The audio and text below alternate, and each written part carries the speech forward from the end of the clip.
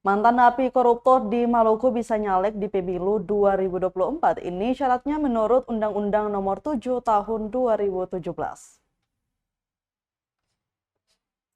Mantan narapidana kasus korupsi dan narkotika bisa dipilih menjadi anggota Dewan Perwakilan Rakyat atau DPR RI maupun daerah dalam pemilihan umum atau Pemilu 2024.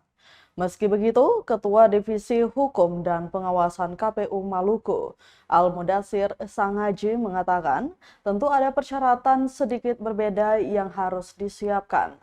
Dijelaskan ada dua kategori pidana, yakni narapidana yang bukan pidana kealpaan dan tindak pidana politik. Dan kemudian narapidana yang terlibat pidana kealpaan dan politik. Mantan napi yang bukan pidana kealpaan dan tindak pidana politik ada ketentuan jeda 5 tahun, sementara bacalek terpidana kealpaan dan politik dapat mengajukan diri sebagai bacalek yang harus mendapatkan surat keterangan dari Kejaksaan Negeri atau Kejari sebagai pemenuhan syarat.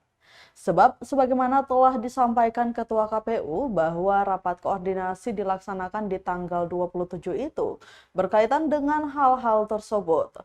Karena memang ada pemenuhan syarat yang membutuhkan surat keterangan dari instansi lain.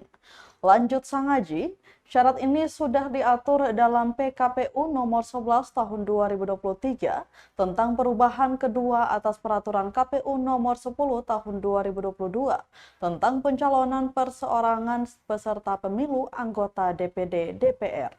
Selain itu juga Tribuners ditetapkan dalam putusan Mahkamah Konstitusi atau MK nomor 87 tahun 2022.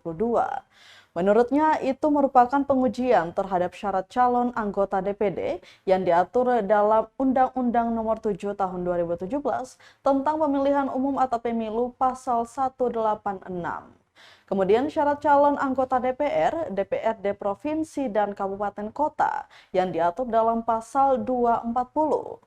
Diberitakan Tribuners, Komisi Pemilihan Umum atau KPU Provinsi Maluku secara resmi telah membuka pengajuan pendaftaran bakal calon anggota legislatif atau bacalek DPD dan DPRD Provinsi Maluku.